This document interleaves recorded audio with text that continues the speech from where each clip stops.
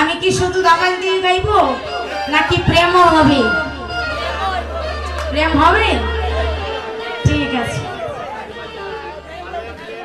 হ্যাঁ, প্রেম হলে কি হয়, অন্তরঙ্গ ভক্ত যদি থাকে মা তাহলে সে কাঁদতে পারে, আর যদি বহিরঙ্গ ভক্ত থাকে সে বলবে জুল ধামাই টামাই দেয় না, চল গাড়ি আছে সাথে দিয়ে চলে যাই বাড়ি। আর যারা অন্তরঙ্গ ভক্ত আছে তারা চাইবে সারাটা রজনী যেন আমি গৌর গোবিন্দ চরণে নয়নের জল দিতে পারি। তাহলে আমরা সবাই তো সনাতন ধর্মাবলম্বী, তাই না? তাহলে বলেন তো আমাদের সনাতন ধর্মে কয়টা যুগ আছে? কয়টা আপনারা জানেন না? আপনারা বলতে পারেন না? আমাদের সনাতন ধর্মের যুগ কয়টা? চারটা। চারটা কি?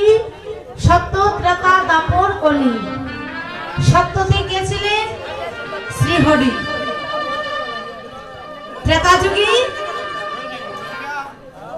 ত্রেতা যুগে ছিলেন ভগবান রামচন্দ্র, আর দাপর যুগে ছিলেন ভগবান শ্রীকৃষ্ণ, আর কলিতে হচ্ছে শ্রীকৃষ্ণ চৈতন্য গৌরাঙ্গ মহাপ্রভু।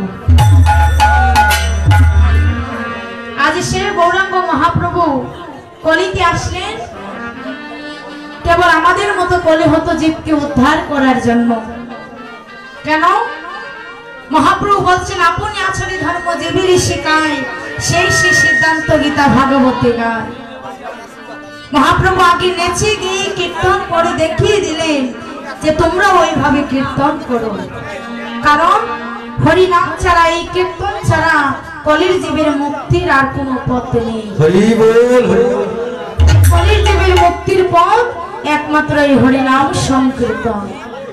তাই সবাই মিলে দুটি বাহু উত্তোলন করে আমরা মহামন্ত্র উচ্চারণ করবো, জয় রাধে।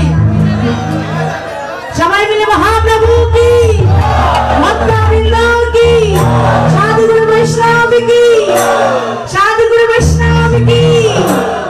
সবাই মিলে দুটি বাহু উত্তোলন করবেন। হরে কৃষ্ণ কৃষ্ণ কৃষ্ণ হরে হরে, হরে রাম রাম রাম হরে হরে, হরে কৃষ্ণ কৃষ্ণ কৃষ্ণ হরে হরে, হরে রাম রাম রাম হরে হরে। তাই সবাই মিলে করতালি করবেন, জয় রাধে। গুরু গৌরাঙ্গ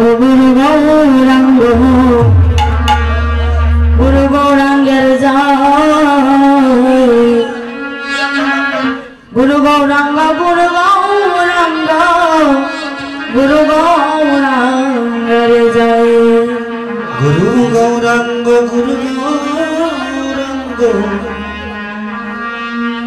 গুরু গৌরাঙ্গের জয় জয় জয়, গুরু গৌরাঙ্গ গুরু গৌরাঙ্গের জয়। মায়েরা সবাই মিলে করতালি করবেন, বাবারা যারা আছেন সবাই মিলে করতালি করবেন। গুরু গৌরাঙ্গ গুরু গৌরাঙ্গ গুরু গৌরাঙ্গ গুরু গৌরাঙ্গের জয়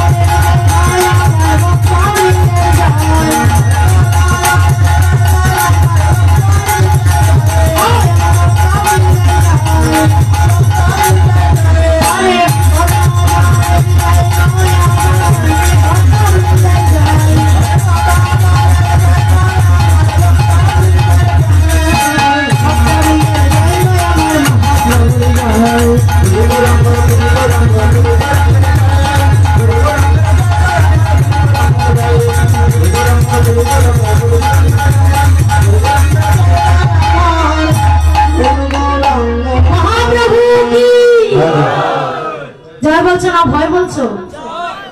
সবাই চিৎকার করে বলতে দেখি মহাপ্রভু কি, ভক্তবৃন্দ কি।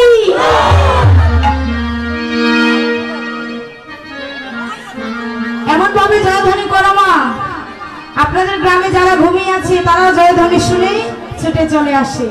তাই সবাই দুটি বাহু উত্তোলন করে বলবেন মহাপ্রভু কি, ভক্তবৃন্দ কি, সাধুগুরু বৈষ্ণব কি, ভক্তবৃন্দ কি। আচ্ছা মা বলেন তো মহাপ্রভুর স্ত্রীর নাম কি? মহাপ্রভুর স্ত্রী কিন্তু দুইজন ছিলেন, একজন ছিলেন লক্ষ্মীপ্রিয়া আর একজন হচ্ছেন বিষ্ণুপ্রিয়া। লক্ষ্মীপ্রিয়া মারা যাবার পরেই মহাপ্রভু বিয়ে করেছিলেন বিষ্ণুপ্রিয়াকে, আর সেই বিষ্ণুপ্রিয়াকে রেখে তিনি গয়াতে গিয়েছিলেন জগন্নাথ মিশ্রের পিণ্ডদান করতে। আর সেই জগন্নাথ মিশ্রের পিণ্ডদান করে তিনি পুরীর জগন্নাথে দর্শন করে ওনার হৃদয়ে কৃষ্ণ ভক্তি জাগ্রত হয়েছিল এমন ভাবে যে তিনি সন্ন্যাসী হয়েছিলেন। তাহলে মা আজকের এই সমাজে আমরা 24 বছরে ছেলে মেয়েরা বিয়ে করে, আর কিন্তু সেই মহাপ্রভু 24 বছরে নিজের সর্বস্বকে ত্যাগ করে তিনি কি করেছিলেন? কলির জীবের মুক্তির জন্য তিনি সন্ন্যাসী হয়েছিলেন। তখন বিষ্ণুপ্রিয়ার বয়স ছিল 14 বছর। আর ওই 14 বছরের মেয়েটা প্রতিদিন কি করত? প্রতিদিন ব্রাহ্ম মুহূর্তে উঠে, ব্রাহ্ম মুহূর্তে কোনটাকে বলা হয়? সূর্য উদয়ের 1 ঘন্টা 36 মিনিট আগে যে সময়টা, সেটাকে বলা হয় ব্রাহ্ম মুহূর্ত। সেই ব্রাহ্ম মুহূর্তে উঠে গঙ্গার জলে স্নান করে ওই ভেজা কাপড়ে ঠাকুর ঘরে বসে একটা একটা করে ধানের খোসা ছাড়িয়ে যে তন্ডুল বাহির হতো, সেই তন্ডুলের উপরে 16 নাম 32 অক্ষর জপ করে এক দ্বারে এক বাটিতে রাখত। তেমন করে সূর্য উদয় থেকে সূর্য অস্ত অব্দি যতটা তন্ডুল বের হয়, সেই তন্ডুল মহাপ্রভুর নামে ভোগ রন্ধন করে সেবা করতেন বিষ্ণুপ্রিয়ার মতো একটা কচি মেয়ে। আর সেই বিষ্ণুপ্রিয়া আজি হরিবলের ধ্বনি শুনে, মহাপ্রভু সুরধ্বনির কিনারায় হরিবলের ধ্বনি করছেন মা, কিন্তু সেই হরিবলের ধ্বনি কেউ শুনতে পায়নি। শুনতে পেয়েছেন নবদ্বীপের ভাগ্যবতী নাগরী বিষ্ণুপ্রিয়া। আর সেই বিষ্ণুপ্রিয়া হরিনামের ধ্বনি শুনে আজ গিয়েছেন সুরধ্বনি গঙ্গার ঘাটে।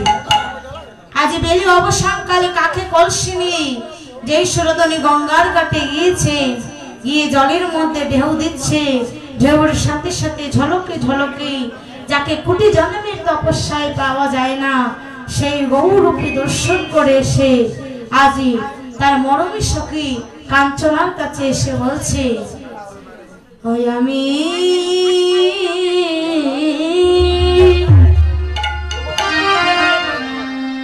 আমি কেন গেলাম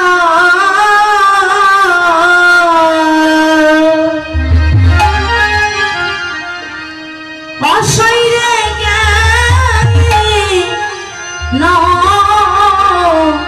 গেলাম,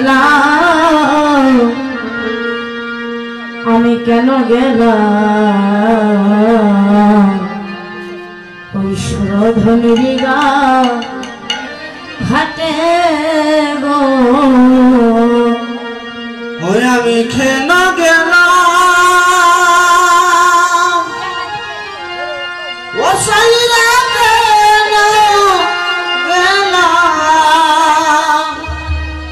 আমি কেন গেলাম, আমি কেন গেলাম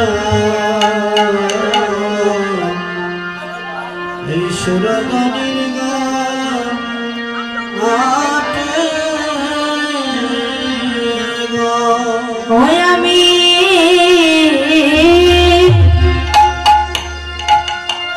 মায়েরা অনুধান করবেন, জানলে জানলে